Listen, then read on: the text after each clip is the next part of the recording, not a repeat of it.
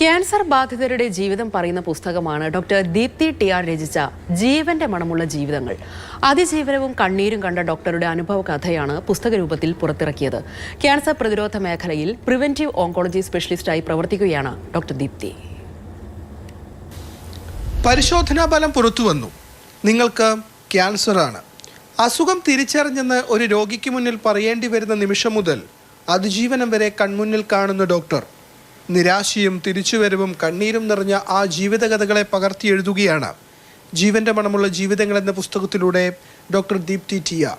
ഒരു 5 വർഷമായിട്ട് ഞാൻ കണ്ടുകൊണ്ടിരിക്കുന്ന ആളുകളുടെ കഥകളാണ്.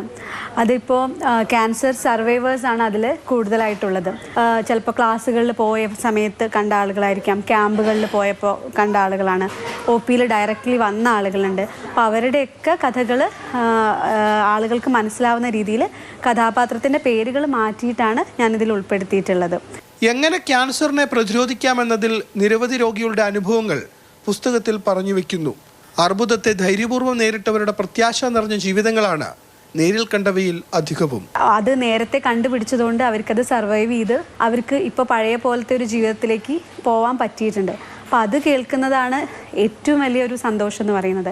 നേരത്തെ ക്യാൻസർ ഉണ്ടെങ്കിൽ പോലും അത് കണ്ടുപിടിക്കാനും ക്യാൻസർ എന്നുള്ളൊരു അസുഖം ജീവിതത്തിൻ്റെ അവസാനം അല്ലെങ്കിൽ മരണം എന്നുള്ളൊരു വാക്കിനോട് ഉപമിക്കാതെ ക്യാൻസറിനെ അതിജീവിക്കാൻ പറ്റും എന്നുള്ളൊരു മെസ്സേജാണ് കമ്മ്യൂണിറ്റിക്ക് എനിക്ക് കൊടുക്കാൻ വേണ്ടി ഞാൻ ആഗ്രഹിക്കുന്നത്. MD വാസുദേവൻ നായരുടെ ജന്മദേശമായ പാലക്കാട് ജില്ലയിലെ കൂടല്ലൂരാണ് ഡോക്ടർ ദീപ്തിയുടെയും സ്വദേശം. കഴിഞ്ഞ 5 വർഷമായി ക്യാൻസർ പ്രതിരോധ മേഖലയിൽ പ്രിവെന്റീവ് ഓങ്കോളജി സ്പെഷ്യലിസ്റ്റായാണ് ഡോക്ടറുടെ പ്രവർത്തനം. മാതൃഭൂമി ന്യൂസ്, കണ്ണൂർ.